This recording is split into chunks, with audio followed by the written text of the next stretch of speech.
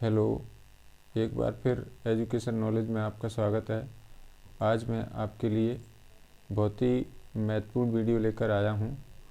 तो आप देख सकते हैं जी, आपका जो परीक्षा पूर्व अभ्यास प्रश्न पत्र 2024 विषय सामाजिक विज्ञान कक्षा 10 ए प्रश्न पत्र आपने सेट ए सेट बी दोनों हल कर लिए होंगे और आपकी परीक्षा बहुत ही नज़दीक है। तो इन प्रश्नों में से बहुत सारे प्रश्न आपके परीक्षा में आने की संभावना है। तो इसमें देखिए सामाजिक विज्ञान कक्षा 10 और इसमें आपका सेट बी है जी, ठीक है। सेट ए मैंने पहले मेरे चैनल पर उपलब्ध है, वहाँ से आप सेट ए की भी प्रश्न 2 अंक में आने वाले सभी प्रश्नों को देख सकते हैं। तो ये 2 अंक में आने वाले सभी प्रश्न हैं, तो इनका मैं आपके लिए सॉल्यूशन लेकर आया हूँ। यह वीडियो आपके लिए बहुत ही इम्पोर्टेंट है, ठीक है। तो इस वीडियो को आपको ध्यान से देखना है और अपनी अच्छे से तैयारी करना है। आपकी परीक्षा बहुत ही नज़दीक है, ठीक है। तो इसमें देखिए आपके जो 6 नंबर पर प्रश्न था, सतत पोषणी विकास किसे कहते हैं, ठीक है। तो इसमें देखिए इसका आंसर देखिए, सतत पोषणी विकास का अर्थ है कि विकास पर्यावरण को बिना नुकसान पहुंचाए हो। यानी विकास तो हो लेकिन पर्यावरण को किसी प्रकार का नुकसान नहीं होना चाहिए और वर्तमान विकास की प्रक्रिया भविष्य की पीढ़ियों की आवश्यकताओं की अवहेलना न करे, ठीक है। यानी विकास तो होना चाहिए लेकिन ना इतना भी ज़्यादा नहीं होना चाहिए कि पर्यावरण को उससे क्षति पहुंचे। यानी पर्यावरण को किसी प्रकार का कोई नुकसान नहीं होना चाहिए, ठीक है। तो ये क्वेश्चन बहुत ही महत्वपूर्ण था आपका। अब इसके अथवा वाला क्वेश्चन में आपके लिए दोनों प्रश्न, ऊपर वाला और उसके नीचे वाला अथवा वाला भी प्रश्न आपके लिए मैं लेकर आ जाऊँ। तो दोनों प्रश्नों में से कोई एक प्रश्न आपको परीक्षा में हल करना है, ठीक है। या तो आप ऊपर वाला करेंगे ये वाला, तो इसको नहीं करेंगे, ठीक है, और इसको करेंगे ये वाला करेंगे तो ऊपर वाले को नहीं करेंगे। तो कोई एक प्रश्न ही आपको इनमें से अथवा के 6 नंबर से लेकर आपके 23 नंबर के तक प्रश्न आपके अथवा में दिए आएंगे प्रश्न पेपर में। तो उनमें से केवल एक ही प्रश्न आपको हल करना है। 6 नंबर का ऊपर वाला हो गया। अब इसके बाद में नीचे वाला देखिए क्वेश्चन।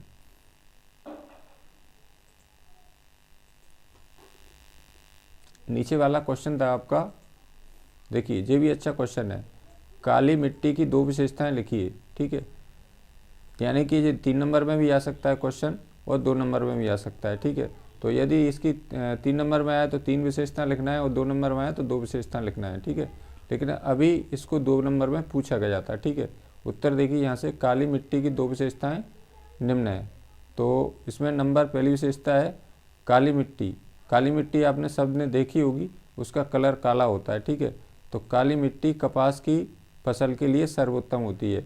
यानी सबसे अच्छी काली मिट्टी में कौन सी फसल होती है, कपास वाली, ठीक है। कपास की फसल सबसे अच्छी कौन सी मिट्टी में होती है, काली मिट्टी में, ठीक है। दूसरी विशेषता है इसकी, काली मिट्टी में मृदा में या मिट्टी में, काली मृदा में नमी धारण करने की क्षमता अधिक होती है। इनमें इसलिए मिट्टी में बहुत दिनों तक पानी भरा रहता है, यानी उसमें बहुत दिनों तक नमी बनी रहती है, ठीक है। तीसरा है इसमें, गर्म और शुष्क मौसम में इस मृदा में गहरी दरारें पड़ जाती हैं। आपने देखा होगा कभी कभी रबी की फसल में हम जब पानी देते हैं, शुष्क मौसम अभी चल रहा है, ठीक है, और गर्म यानी कि जो मई जून के जो महीने होते हैं वो गर्म मौसम होता है, और शुष्क मौसम जो अभी चल रहा है रबी की फसलों में, तो उसमें क्या होता है, कभी कभी हम पानी देते हैं, पानी देने के बाद में 4 से 8 दिन में उसमें क्या है, दरारें पड़ जाती हैं। यानी ज़मीन में दरारें पड़ जाती हैं, यानी फट जाती है ज़मीन, ठीक है।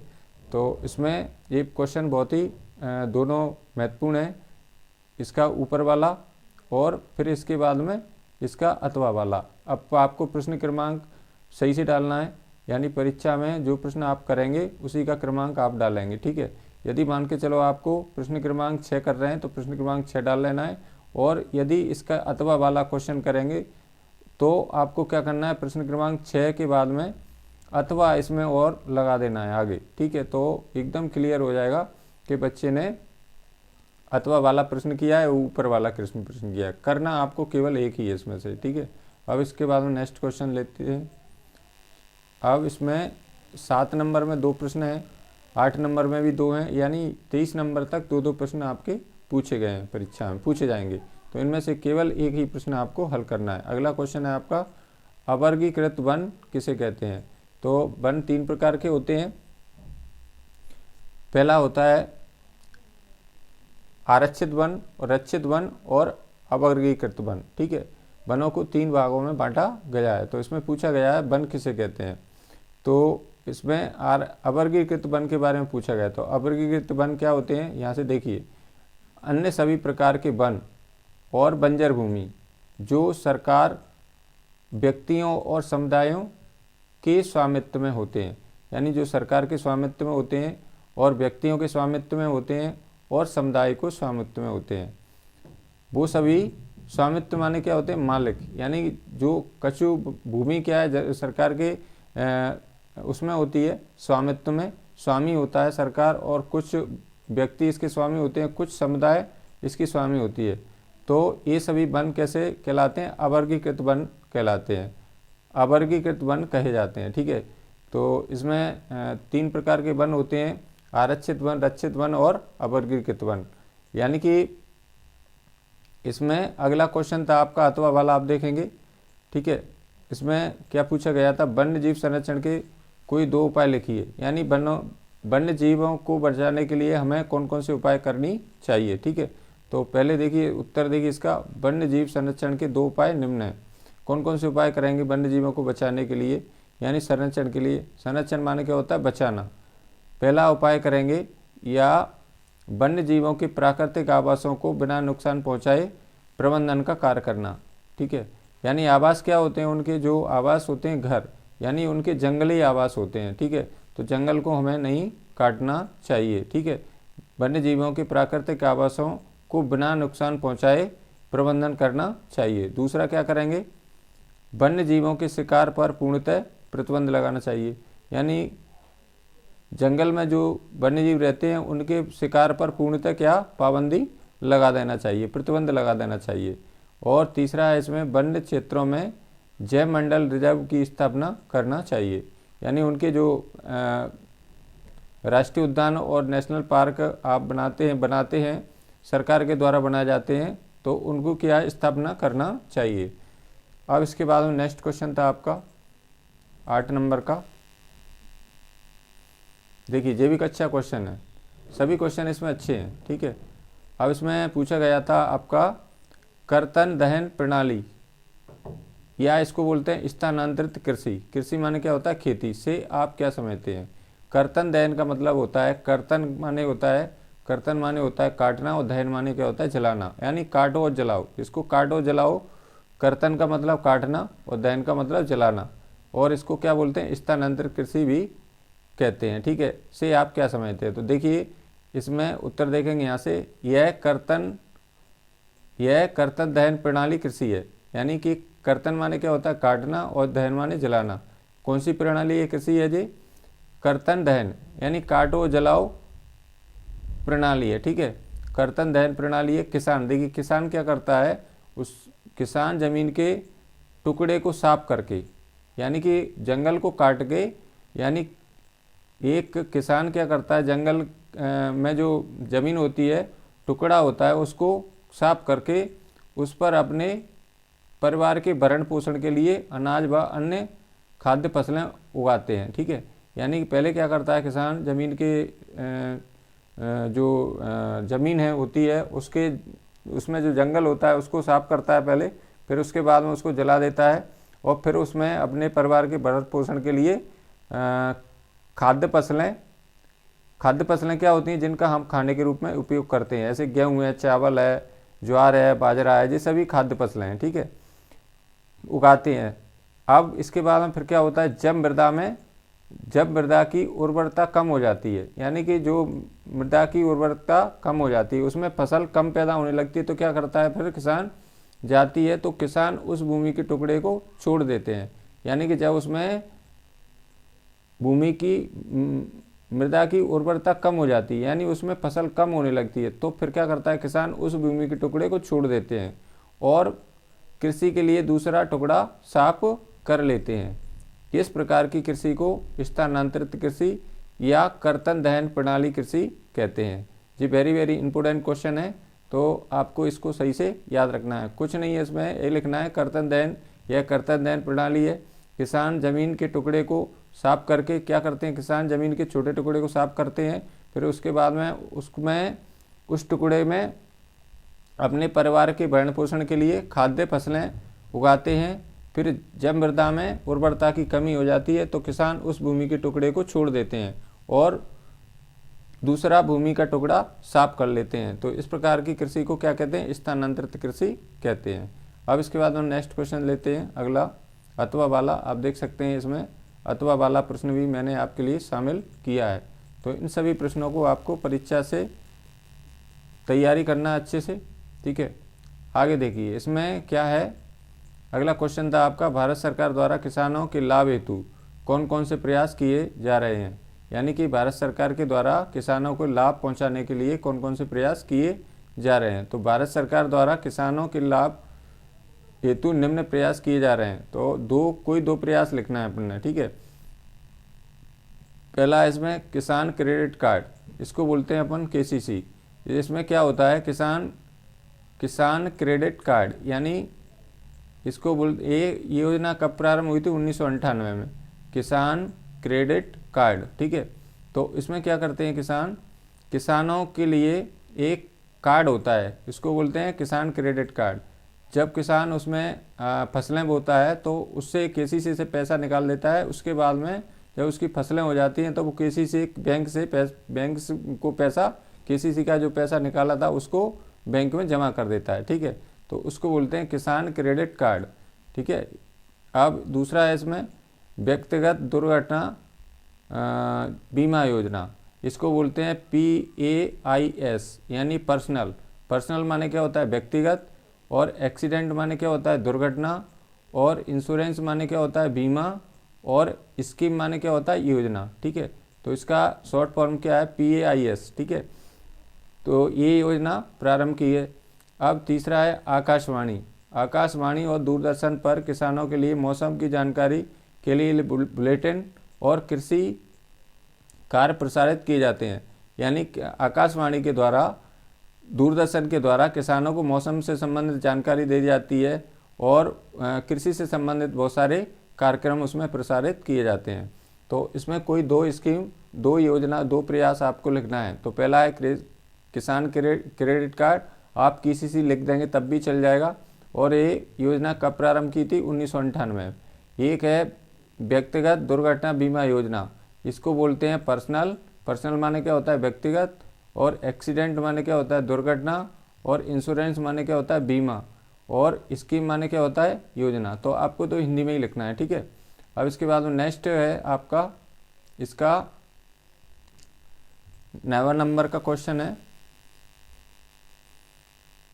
देखिए अगला प्रश्न है, आप घरेलू उद्योग के विषय में क्या जानते हैं। यानी कि जो घर पर तैयार किए देते हैं, जो घर पर हम काम करके किसी वस्तु का निर्माण करते हैं, उसको हम घरेलू उद्योग कहते हैं। तो इसमें जो परिभाषा मैंने वही लिखा है, वे उद्योग जिनमें हम घर बैठकर विभिन्न प्रकार की चीज़ों या वस्तुओं का उत्पादन माने क्या होता है पैदा करते हैं, तो इसे घरेलू उद्योग कहलाते हैं। तो वे क्या कहलाते हैं उसको, यानी कोई वस्तु का निर्माण हम घर बैठ के ही करते हैं, तो वो क्या कहलाते हैं, हमारे घरेलू उद्योग कहलाते हैं। तो इसमें भी वही लिखा है मैंने, वे उद्योग जिसमें हम घर बैठकर विभिन्न प्रकार की चीज़ों या वस्तुओं का उत्पादन करते हैं, घरेलू उद्योग कहलाते हैं, ठीक है। इसमें और उसे क्या करते हैं, फिर घर में चीज़ों का उत्पादन करते हैं यानी बनाते हैं, उसके बाद में उसे बाज़ार में लाकर बेच देते हैं।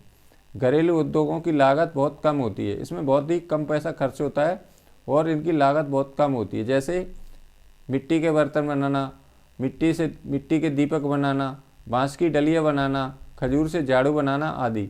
घरेलू उद्योग को कुटीर उद्योग भी कहा जाता है, यानी घरेलू उद्योग को क्या कहते हैं हम, और कुटीर उद्योग भी कहते हैं। अब इसके बाद में नेक्स्ट क्वेश्चन है अथवा वाला, इसमें अगला क्वेश्चन है आपका अथवा वाला, ठीक है। ये वेरी वेरी इंपॉर्टेंट क्वेश्चन है, आधारभूत उद्योग किसे कहते हैं। तो इसमें देखिए क्या होता है आधारभूत उद्योग, ये बहुत अच्छा क्वेश्चन है। इसमें देखिए आधारभूत उद्योग क्या होते हैं, आधारभूत उद्योग किसे कहते हैं। तो इसमें देखिए उत्तर, वे उद्योग जिनके उत्पादन या कच्चे माल पर दूसरे उद्योग निर्भर रहते हैं आधारभूत उद्योग कहलाते हैं, ठीक है। ऐसे मान के चलो, वे उद्योग जिनके उत्पादन या कच्चे माल पर दूसरे उद्योग निर्भर रहते हैं आधारभूत उद्योग कहलाते हैं, ठीक है। जैसे उदाहरण क्या है इसमें, लोहा इस्पात उद्योग, प्रगलन उद्योग, एल्युमिनियम उद्योग।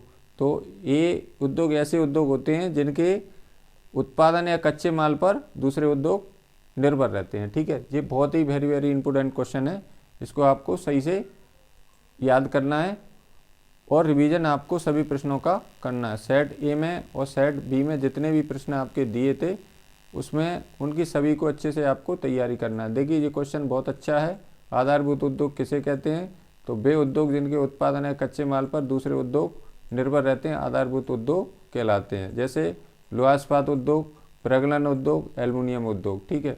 अब अगला क्वेश्चन था आपका 10 नंबर का, सीमांत सड़कों के कोई दो महत्व लिखिए, यानी सड़कों के कोई दो महत्व बताना है आपको, ठीक है। अब इसमें देखिए मैंने सभी प्रश्नों के आगे क्या किया है, इसमें अंक डिवाइड किए हैं मैंने, ठीक है। तो इनके सामने मैंने अंक इसमें हैं सभी के सामने, ये सभी दोनों नंबर वाले प्रश्न हैं। तो इसमें देखिए 10 नंबर का क्वेश्चन है, सीमांत सड़कों के कोई दो महत्व लिखिए, यानी कि महत्व लिखना है। तो इसमें देखिए उत्तर में देखिए सीमांत सड़कों के कोई दो महत्व निम्न है। सीमांत, पहला इसमें महत्व क्या है, भारत सरकार प्राधिकरण के अधीन सीमा सड़क संगठन है, यानी कि सीमा सड़क संगठन किसके प्राधिकरण में, भारत सरकार का प्राधिकरण है, ठीक है। और सीमा सड़क संगठन 1960 में बनाया गया था। इसका निर्माण कब हुआ था, इसको कब बनाया गया था, 1960 में इसको बनाया गया था, किसको, सीमा सड़क संगठन को। और अगला इसके महत्व है, विश्व की सबसे लंबी राजमार्ग सुरंग अटल टनल सीमा सड़क संगठन के द्वारा बनाई गई है, ठीक है। इसकी दूरी कितनी है, 9.02 किलोमीटर, यानी विश्व की सबसे लंबी राजमार्ग सुरंग है, उसको अटल टनल के नाम से जाना जाता है, वो सीमा सड़क संगठन के द्वारा बनाई गई है। अगला क्वेश्चन है, अगला वो महत्व है, सीमा सड़क संगठन देश के सीमांत क्षेत्रों में सड़कों का निर्माण व देखरेख का कार्य करते हैं, ठीक है, करता है। तो ये कोई दो पॉइंट आपको इसमें से लिख देना है, इसमें 4 दिए हैं, यदि 3 नंबर में आए तो 3 पॉइंट लिखना है, 2 नंबर में आए तो 2 पॉइंट लिखना है, ठीक है, और 4 नंबर में आए तो 4 पॉइंट लिखना है। लेकिन अभी इसमें आपको 2 नंबर में आया तो 2 ही पॉइंट लिखना है। इसके बाद में अथवा वाला क्वेश्चन देख लेते हैं इसका। तो इसमें देखिए इसमें भी 2 प्रश्न दिए, 10 नंबर में भी 2 प्रश्न दिए। तो सभी प्रश्नों में से केवल आपको ऊपर वाला करेंगे तो नीचे वाला नहीं करेंगे, और नीचे वाला करेंगे तो ऊपर वाला नहीं करेंगे। तो केवल एक ही प्रश्न आपको 10 नंबर में से एक ही प्रश्न करना है, 11 में से भी एक करना है, 6 नंबर में से भी एक करना है। तो जो अथवा वाले क्वेश्चन है उनमें से केवल एक ही प्रश्न आपको करना है, ठीक है। जो आपको अच्छे से याद है उनमें से उन्हीं प्रश्नों को आपको करना है, ठीक है। अब इसके बाद में अगला क्वेश्चन क्या है, ये भी अच्छा क्वेश्चन है, सड़क परिवहन की कोई दो महत्व लिखिए या विशेषताएं लिखिए, ठीक है। तो सड़क परिवहन क्या होते हैं, सड़क पे आप गए हैं, बस चलती है तो आप सभी परिचित हैं सड़कों से, सड़कों को हम अच्छी तरह देखते हैं, ठीक है। सड़क परिवहन की दो महत्व निम्न है। तो आप देख सकते हैं पहला महत्व क्या है, सड़क परिवहन रेल परिवहन की अपेक्षा सुविधाजनक है, ठीक है।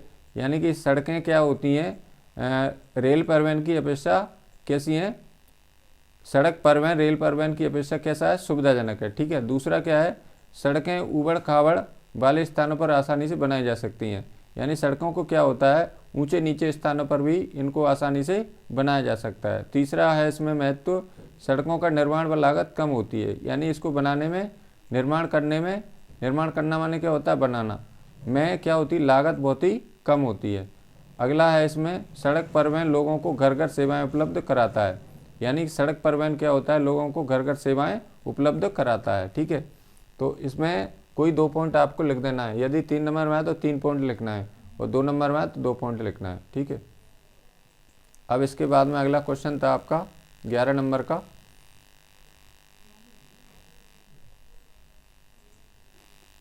देखिए इसमें अगला क्वेश्चन है आपका, इसमें भी 2 क्वेश्चन है, ये 11 नंबर का और ये इसके बाद में ये अथवा वाला। तो इसमें से भी आपको जो प्रश्न आपको अच्छे से याद है उसी प्रश्न को आपको करना है। यदि आपको ऊपर वाला याद है अच्छे से तो नीचे वाले को नहीं करना है, यदि नीचे वाला अच्छे से याद है तो ऊपर वाले को नहीं करना है। केवल एक ही 11 नंबर में से भी कोई एक प्रश्न करना है इसमें से, ठीक है। तो इसमें देखिए क्या पूछा गया है, पिकेटिंग किसे कहते हैं, ठीक है।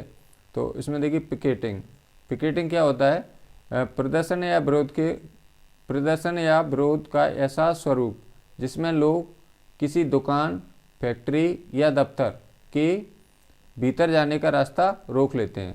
यानी प्रदर्शन या विरोध के किसी चीज़ का अपन प्रदर्शन कर रहे हैं या कोई चीज़ का विरोध कर रहे हैं, तो एक ऐसा स्वरूप है जिसमें लोग किसी दुकान, फैक्ट्री या दफ्तर के भीतर जाने का रास्ता क्या करते हैं, रोक लेते हैं। उसको क्या कहते हैं, हम पिकेटिंग कहते हैं। अब इसके बाद में अथवा वाला क्वेश्चन देखिए 11 नंबर का। तो इसमें देखिए ये 4 नंबर में पूछा जा सकता है, लेकिन अभी ये 2 नंबर में पूछा गया। तो 2 नंबर में पूछा गया तो कम से कम आपको 2 या 3 लाइनों में इसका आंसर देना है। देखिए जलियांवाला बाग हत्याकांड कब और कहाँ हुआ, ठीक है। तो इसमें देखिए 2 नंबर में पूछा गया तो वही 2 नंबर के हिसाब से ही आपको आंसर देना है। यदि 4 नंबर में पूछेंगे तो आपको उसके ज़्यादा शब्द लिखना पड़ेंगे, ठीक है। तो इसमें देखिए उत्तर, जलियांवाला बाग हत्याकांड कब हुआ था, 13 अप्रैल 1919 को अमृतसर में हुआ था, ठीक है। यानी कि जलियांवाला बाग हत्याकांड किस दिन हुआ था, 13 अप्रैल के दिन 1919 को अमृतसर में हुआ था। उस दिन क्या था, उस दिन अमृतसर में बहुत सारे लोग बैसाखी का मेला देखने के लिए जलियांवाला बाग में गए थे।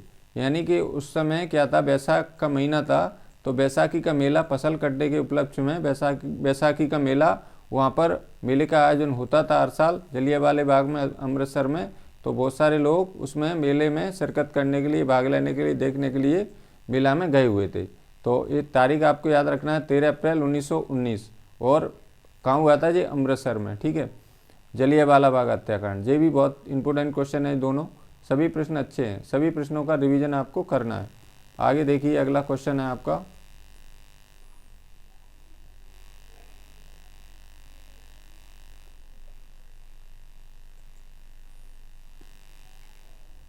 आगे देखिए 12 नंबर का प्रश्न है, कारण लॉ क्या है। तो ये भी अच्छा क्वेश्चन है, कारण लॉ क्या है। उत्तर देखिए यहाँ पर, बड़े भूस्वामियों के दबाव में आकर ब्रिटेन की सरकार ने मक्का के आयात पर पाबंदी लगा दी थी, उसे काल लॉ कहा जाता था। यानी कि वहाँ पर कहाँ पर हुआ था, ब्रिटेन में। ब्रिटेन में क्या थे, जो बड़े भूस्वामी थे, यानी बड़े किसान थे जिनके पास ज़्यादा ज़मीनें थी, उनके दबाव में आकर ब्रिटेन की सरकार ने मक्का के आयात पर क्या लगा दी थी, पाबंदी, यानी रोक लगा दी थी। उसे ही बाद में उसे काल लॉ कहा जाता था। इसके बाद में अथवा वाला क्वेश्चन देखते हैं इसका। तो इसमें देखिए ये बहुत इंपॉर्टेंट, रेशम मार्ग या सिल्क रूट के नाम से कोई क्वेश्चन आ सकता है आपका, क्या है। तो इसका मैं सरलता से मैं उत्तर अपन कैसे लिख सकते हैं, देखिए रेशम मार्ग या सिल्क रूट, या तो रेशम मार्ग किसे कहते हैं ऐसे आ सकता है क्वेश्चन, या सिल्क रूट क्या है किसे कहते हैं, या क्या तात्पर्य है, क्या आशा है, कैसे भी आ सकता है क्वेश्चन, ठीक है। तो इसमें देखिए रेशम मार्ग या सिल्क रूट क्या है, या रेशम मार्ग किसे कहते हैं। तो इसका आंसर देखिए रेशम मार्ग, या बोलते हैं इसको सिल्क रूट, ठीक है। यहाँ पर देखिए रेशम मार्ग से रेशम का व्यापार होता था, यानी कि मैंने सरल भाषा में इसको बनाने का प्रयास किया है, ठीक है। रेशम मार्ग से क्या होता था, रेशम का व्यापार होता था, इसलिए इसे रेशम मार्ग कहा जाता था। यानी इससे क्या, ये मार्ग से क्या था, रेशम का क्या होता था, व्यापार, इसलिए इसको क्या कहा जाता था, रेशम मार्ग कहा जाता था। तो इतना आप लिख सकते हैं आराम से। इसके बाद में देखिए रेशम मार्ग एशिया महाद्वीप, यूरोप तथा उत्तरी अफ्रीका को जोड़ते थे। ये मार्ग, रेशम मार्ग था, वो कहाँ से कहाँ तक गया था, एशिया महाद्वीप से यूरोप महाद्वीप और उत्तरी अफ्रीका तक गया था। यह आप लिख सकते हैं, रेशम मार्ग एशिया, यूरोप तथा अफ्रीका को जोड़ते थे। अब इतना ही लिख देंगे तब भी आपको आंसर मैंने नंबर पूरे मिल जाएंगे। देखिए और आगे और जानना है तो इसमें और आगे लिखेंगे अपन ये मार्ग ईसा पूर्व में ही अस्तित्व में आ चुके थे। ठीक है, ये मार्ग कब अस्तित्व में आ चुके थे? ईसा पूर्व में ही अस्तित्व में आ चुके थे और लगभग 15वीं शताब्दी तक अस्तित्व में थे। और 15 कब तक रहे वो? 15 शताब्दी तक अस्तित्व में थे। इसके बाद में इनका वो ख़त्म हो गया वर्चस्व। ठीक है, तो एक ईसा पूर्व में ही अस्तित्व में आ चुके थे, लेकिन और लगभग 15वीं शताब्दी तक अस्तित्व में थे। अब इसमें क्या होता था, इसी मार्ग से चीनी पोटरी, यानी जो चीन था वो किसका? रेशम का व्यापार करता था। तो इसमें देखिए चीनी पोटरी जाती थी, इसी मार्ग से, रेशम मार्ग से चीनी पोटरी जाती थी और वापसी में सोने जैसी कीमती धातुएं यूरोप से एशिया पहुंचती थी। यानी कि इधर से क्या था, चीन इसमें रेशम का व्यापार करता था, तो चीनी पोटरी यहाँ से बन के जाती थी और वापसी में सोने चांदी जैसी कीमती धातुएं यूरोप से एशिया पहुंचती थी। ठीक है, ये मार्ग किस किस को जोड़ता था? कौन कौन से महाद्वीप को? एशिया, यूरोप और उत्तरी अफ्रीका, या आप लिख सकते हैं अफ्रीका। ठीक है, तो इसको आराम से आप लिख सकते हैं। कैसे? आपको शॉर्ट में बता दूं मैं। देखिए, रेशम मार्ग या सिल्क रूट एक ही बात है, तो इसको कैसे लिखेंगे? आपको ज़्यादा इसमें रटने की ज़रूरत नहीं है। इसमें मैं एक ट्रिक बता रहा हूँ, वैसे ही आपको करना है। ठीक है, इसमें देखिए यहाँ पर आपको क्या लिखा है? रेशम मार्ग या सिल्क रूट, ये तो हेडिंग है। अब यहाँ से लिखेंगे आप, रेशम मार्ग से रेशम का व्यापार होता था, इसलिए इसे रेशम मार्ग कहा जाता था। तो इतना सभी लिख लेंगे। यह मार्ग से क्या होता था? रेशम का व्यापार होता था, इसलिए इसे रेशम मार्ग कहा जाता था। और ये रेशम मार्ग एशिया, यूरोप और अफ्रीका को जोड़ते थे। इतना भी आप लिख देंगे तो भी आपको 2 नंबर मिल जाएंगे। ठीक है, ये मार्ग ईसा पूर्व में ही अस्तित्व में आ चुके थे और 15वीं शताब्दी तक अस्तित्व में थे। इसी मार्ग से चीनी पोटरी जाती थी और वापसी में सोने चांदी जैसी कीमती धातुएं यूरोप से एशिया पहुंचती थी। ठीक है, ये बहुत वेरी IMP क्वेश्चन है, इम्पोर्टेंट क्वेश्चन है, तो आपको इसको अच्छे से याद करना है। इसके बाद में अगला क्वेश्चन था आपका 13 नंबर पर। ये सभी अथवा वाले क्वेश्चन है, इसमें एक ऊपर वाला, एक इसके अथवा वाला, तो जो आपको ठीक से याद है उसी प्रश्न को आपको हल करना है। तो इसमें देखिए अगला पूछा गया है, पूर्व या आदि औद्योगिकरण किसे कहते हैं? या तो क्वेश्चन आ सकता है पूर्व औद्योगिकरण किसे कहते हैं, या आदि औद्योगिकरण किसे कहते हैं। तो कैसे भी आ सकता है क्वेश्चन। तो उत्तर देखिए इसका, ब्रिटेन यानी यूरोप, ब्रिटेन में औद्योगिकरण से ठीक पहले के काल को पूर्व औद्योगिकरण कहते हैं। यानी ब्रिटेन या यूरोप में कह सकते हैं, ब्रिटेन में औद्योगिकरण से ठीक पहले के काल को क्या कहते हैं? पूर्व औद्योगिकरण कहते हैं। औद्योगिकरण क्या होता है? उद्योगों का स्थापित होना। ठीक है, इसमें देखिए इंग्लैंड में सबसे पहले 1730 के दशक में कारखाने खुले। यानी सबसे पहले कारखानों कहाँ गए थे कारखाने? इंग्लैंड में। और किस सन में लगाए थे? 1730 के दशक में लगाए गए थे कारखाने खुले, लेकिन उनकी संख्या में तेज़ी से इजाफा 18वीं सदी के आखिर में हुआ था। यानी कि सबसे पहले उद्योगों का स्थापित कहाँ किया गया? कौन से देश में किया गया? इंग्लैंड में। और 1730 के दशक में ये लगाए गए थे, कारखाने खोले गए थे। ठीक है, यानी उद्योग स्थापित किए गए थे, लेकिन है ना उसका तेज़ी से इजाफा कब हुआ? 18वीं शताब्दी के आखिर में हुआ था। तो ये भी अच्छा क्वेश्चन है। अगला अथवा वाला क्वेश्चन देखिए, फ्लाइंग शटल किसे कहते हैं? ये भी अच्छा क्वेश्चन है। तो इसका उत्तर देखिए, यह रस्सियों और पुलियों के जरिए चलने वाला यांत्रिक औजार है। यंत्र या औजार एक ही बात होता है। ठीक है, यह कैसे चलता है? रस्सियों और पुलियों के जरिए चलने वाला आंतरिक औजार है, जिसका बुनाई के लिए इस्तेमाल किया जाता है।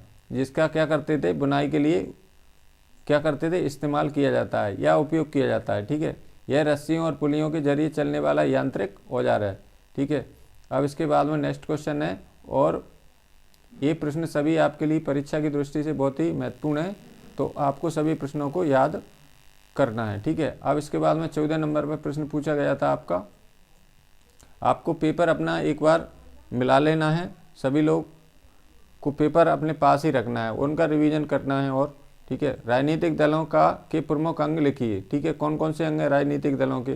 तो ये भी 2 नंबर का क्वेश्चन है। तो कौन कौन से राजनीतिक दलों के प्रमुख अंग कौन से होते हैं? एक तो नेता होते हैं, दूसरे होते हैं सक्रिय सदस्य होते हैं, और तीसरे होते हैं अनुयायी या समर्थक।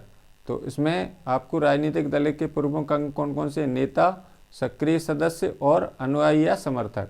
इसके बाद इसके अथवा वाला क्वेश्चन देखते हैं, इसमें देखिए अगला, ये भी बहुत इंपॉर्टेंट क्वेश्चन है, अगला वाला अथवा वाला, ठीक है। तो इसमें देखिए, इसमें वेरी वेरी इंपॉर्टेंट क्वेश्चन है ये वाला, गठबंधन सरकार या साझा सरकार किसे कहते हैं। ये कई बार परीक्षा में पूछा जाता है। तो इसमें क्या होता है, ये बहुत ही अच्छा क्वेश्चन है।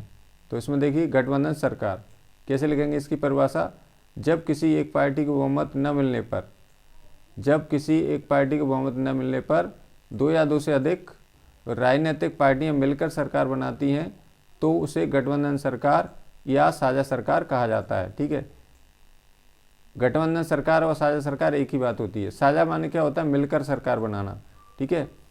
अब इसमें क्या होते हैं, किसी एक पार्टी को बहुमत नहीं मिला तो क्या करते हैं, दो या दो से अधिक राजनीतिक पार्टियां हाथ मिला लेती हैं, ठीक है, और सरकार मिलकर सरकार बना लेती हैं। तो उसी को क्या कहते हैं, गठबंधन सरकार कहते हैं। तो इसमें सीधी सीधी परिभाषा आपको लिखना है, यहाँ से देखिए, गठबंधन सरकार, जब किसी एक पार्टी को बहुमत न मिलने पर दो या दो से अधिक राजनीतिक पार्टियां मिलकर सरकार बनाती हैं तो उसे गठबंधन सरकार कहते हैं। और गठबंधन सरकार क्या होती है, साझा सरकार भी इसको कहा जाता है, ठीक है। अब इसके बाद में नेक्स्ट क्वेश्चन है, ये बहुत इंपॉर्टेंट क्वेश्चन है गठबंधन सरकार वाला। तो आपको ऐसे प्रश्नों को सही से याद करना है। आगे देखिए, 15 नंबर का क्वेश्चन था आपका,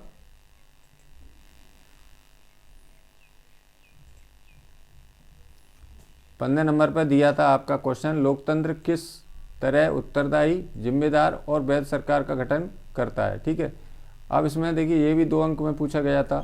तो इसमें देखिए उसका उत्तर, उत्तरदायी सरकार क्या होती है, उत्तरदायी सरकार, उत्तरदायी सरकार, लोकतंत्र, देखिए यहाँ से देखना है, लोकतंत्र एक उत्तरदायी सरकार है क्योंकि यह लोगों द्वारा लोगों की सरकार है, ठीक है। किसकी सरकार होती है, ये लोगों की द्वारा, और लोगों द्वारा बनाई जाती है, यानी जनता द्वारा वोट डाल के बनाई जाती है, तथा लोगों के लिए। और किसके लिए ये सरकार, लोगों के लिए। लोग सरकार बनाने के लिए अपने प्रतिनिधियों का चुनाव करते हैं, प्रतिनिधि लोगों के प्रति जिम्मेदार होते हैं, ठीक है। तो इसके बाद में जिम्मेदार सरकार, जिम्मेदार सरकार क्या होती है, जिम्मेदार सरकार अपने नागरिकों के लिए जवाबदेह है, यानी कि अपने जिम्मेदार सरकार क्या होती है, अपने नागरिकों के लिए जवाबदेह होती है, ठीक है। यह अपने नागरिकों की ओर से लिए गए सभी निर्णयों के लिए जिम्मेदार होती है, ठीक है। अब इसके बाद में अगला है वैध सरकार। वैध सरकार क्या होती है, वैध सरकार उस सरकार को कहते हैं जो कानूनी रूप से लोगों द्वारा चुनी जाती है या जनता द्वारा चुनी जाती है, उसको हम वैध सरकार कहते हैं। तो वैध सरकार क्या होती है, हमारा देश कैसा लोकतांत्रिक देश है, तो यहाँ पर क्या होती है, सरकार किसके द्वारा चुनी जाती है, चुनाव के द्वारा, यानी लोग चुनाव में भाग लेते हैं, वोट करते हैं अपना, उसके बाद में सरकार का गठन होता है। तो वैध सरकार उस सरकार को कहते हैं जो कानूनी रूप से लोगों द्वारा चुनी जाती है, ठीक है, या जनता द्वारा, लोगों द्वारा या जनता द्वारा चुनी जाती है। अब इसके बाद में नेक्स्ट है इसका अथवा वाला क्वेश्चन,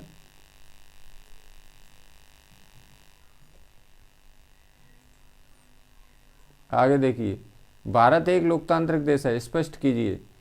तो इसमें देखिए, भारत एक लोकतांत्रिक हमारा देश है, एक लोकतांत्रिक देश है। तो इसका उत्तर देखिए, भारत 15 अगस्त 1947 को स्वतंत्र हुआ, यानी कि हमारा देश आज़ाद कब हुआ था, 15 अगस्त 1947 को स्वतंत्र हुआ था, तथा 26 जनवरी 1950 को इसके संविधान को लागू किया गया था। और 26 जनवरी 1950 को देखिए, 26 जनवरी 1950 को भारतीय संविधान को क्या लागू किया गया था, यानी स्वतंत्र कब हुआ था, आज़ाद कब हुआ था हमारा देश, 15 अगस्त 1947 को। लेकिन हमारे देश का संविधान कब लागू हुआ था, 26 जनवरी 1950 को लागू किया गया था, जिसके अनुसार भारत देश एक लोकतांत्रिक, संप्रभु तथा गणतंत्र घोषित किया गया, जिसके अनुसार भारत देश एक लोकतांत्रिक, संप्रभु तथा गणतंत्र देश घोषित किया गया। 26 जनवरी 1950 को देश के प्रथम राष्ट्रपति डॉक्टर राजेंद्र प्रसाद ने 21 तोपों की सलामी के साथ ध्वजारोहण कर भारत को पूर्ण गणतंत्र घोषित किया, ठीक है। तो हमारा देश कब आज़ाद हुआ था, 15 अगस्त 1947 को, ठीक है। और 26 जनवरी 1950 को हमारे देश का संविधान लागू हुआ था। तो इसके बाद में नेक्स्ट क्वेश्चन क्या था इसमें,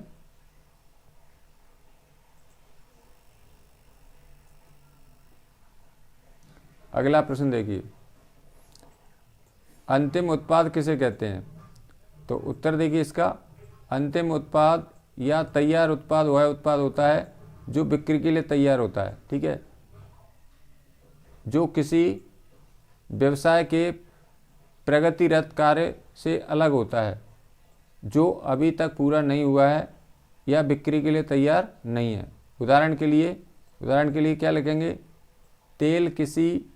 तेल कंपनी का अंतिम उत्पाद है, ठीक है, और इतना भी लिख देंगे आप, अंतिम उत्पाद या तैयार उत्पाद वह उत्पाद है जो बिक्री के लिए तैयार होता है, इतना भी लिख देंगे तो भी आपका नंबर मिल जाएगा, ठीक है।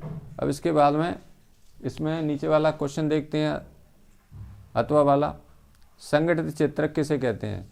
तो संगठित क्षेत्र क्या होते हैं? सरकारी क्षेत्र होते हैं, ठीक है, शासकीय क्षेत्र होते हैं। तो इसका उत्तर देखिए, संगठित क्षेत्रक वे उद्यम अथवा कार्यस्थल आते हैं, संगठित क्षेत्रक में वे उद्यम अथवा कार्यस्थल आते हैं जहां रोजगार की अवधि क्या होती है? नियमित होती है।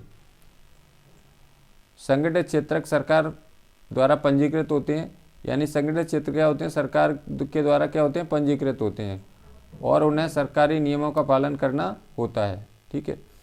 अब इसके बाद में नेक्स्ट क्वेश्चन है तुम्हारा, ये भी अच्छा क्वेश्चन है, संगठित क्षेत्रक क्या होते हैं? संगठित यानी सरकारी क्षेत्रक। संगठित क्षेत्रक वे उद्यम अथवा कार्यस्थल आते हैं, संगठित क्षेत्र में वे उद्यम अथवा कार्यस्थल आते हैं जहां रोजगार की अवधि कैसी होती है? नियमित होती है। संगठित क्षेत्रक सरकार द्वारा पंजीकृत होते हैं और उन्हें सरकारी नियमों का पालन करना होता है। अब इसके बाद में नेक्स्ट क्वेश्चन है आपका 17 नंबर का। तो देखिए, निवेश क्या होता है? निवेश किसे कहते हैं? निवेश क्या होता है? हम किसी कार्य में पैसा लगाना, ठीक है, यानी पैसा खर्च करना। अब निवेश क्या होता है? देखिए, निवेश की परिभाषा ये नीचे वाली है। इसमें दो क्वेश्चन आ सकते हैं, एक तो विदेशी निवेश आ सकता है, एक निवेश आ सकता है। तो निवेश आएगा तो ऐसे लिखेंगे परिभाषा, भूमि, भवन, मशीन एवं उपकरणों की खरीद में व्यय की गई मुद्रा को निवेश कहते हैं। यानी कि भूमि खरीदी हमने, भवन खरीदा या मशीन खरीदी या कोई उपकरण खरीद कर उसमें व्यय की गई मुद्रा को क्या कहते हैं? निवेश कहते हैं। यानी कि हमने भूमि के लिए, भवन के लिए, मशीन के लिए, उपकरण के लिए कोई भी मुद्रा खर्च की, ठीक है, मुद्रा माने क्या होता है? रुपये, पैसे, रुपए, तो उसको हम क्या कहेंगे? निवेश कहेंगे। अब एक क्वेश्चन आ जाता है कभी कभी, विदेशी निवेश क्या किसे कहते हैं? तो इसमें देखिए क्या लिखेंगे इसकी, बहुराष्ट्रीय कंपनियों द्वारा किए गए निवेश को विदेशी निवेश कहते हैं, ठीक है। अब बहुराष्ट्रीय कंपनी क्या होती हैं? बहुराष्ट्रीय कंपनियां वे होती हैं जो 2 या 2 से अधिक देशों में व्यापार करती हैं, ऐसे लिख देंगे तो भी आपका उत्तर सही हो जाएगा, ठीक है। बहुराष्ट्रीय कंपनियां बहुत सारे राष्ट्रों में, देशों में, राष्ट्र माने क्या होता है? देशों में निवेश करती हैं और व्यापार करती हैं। तो इसमें देखिए, यदि आपको पूछे क्वेश्चन कि बहुराष्ट्रीय कंपनियां किसे कहते हैं या विदेशी निवेश क्या होता है, तो इसका आंसर कैसे लिखेंगे? बहुराष्ट्रीय कंपनियों द्वारा किए गए निवेश को विदेशी निवेश कहते हैं। और निवेश क्या होता है? तो भूमि, भवन, मशीन एवं उपकरण की खरीद में व्यय की गई राशि को निवेश कहते हैं। तो दोनों ही तरीके से क्वेश्चन आ सकता है। इसके बाद में लास्ट क्वेश्चन है, ये भी वेरी इंपॉर्टेंट क्वेश्चन है दोनों। वैश्वीकरण क्या है? इसके अथवा वाला क्वेश्चन है। तो देखिए, इसमें 17 में भी 2 अथवा दिए, एक जी दिया है, एक इसका अथवा दिया, तो हर एक प्रश्न 2 नंबर का है इसमें, ठीक है। 2 प्रश्न है सभी के, 6 से लेकर आपके 23 नंबर तक सभी आपको 2 प्रश्न मिलेंगे। तो जो प्रश्न आपको अच्छे से याद है उसमें से एक प्रश्न आपको चॉइस करके हल करना है, ठीक है। वैश्वीकरण क्या है? इसकी परिभाषा देख लो, विभिन्न देशों के बीच परस्पर संबंध और तीव्र एकीकरण की प्रक्रिया को वैश्वीकरण कहते हैं, ठीक है। यानी अपने देश में, अपना देश की बहुत से देशों से संबंध रखते हैं, तो विभिन्न देशों के बीच परस्पर संबंध और तीव्र एकीकरण की प्रक्रिया को क्या कहते हैं? वैश्वीकरण कहते हैं। तो ये थे आपके सभी 2 अंक में आने वाले 20 सेट के प्रश्न।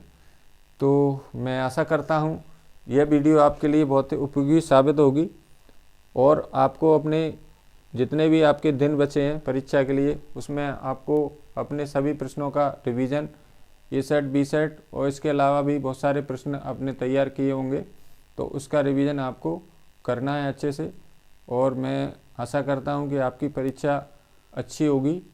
आपको थोड़ा सा मेहनत कर लेना है इस समय, क्योंकि परीक्षा बहुत ही नज़दीक है।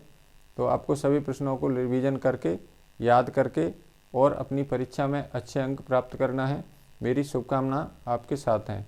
यदि आपको यह वीडियो अच्छी लगी तो लाइक करें, अपने मित्रों के साथ शेयर करें।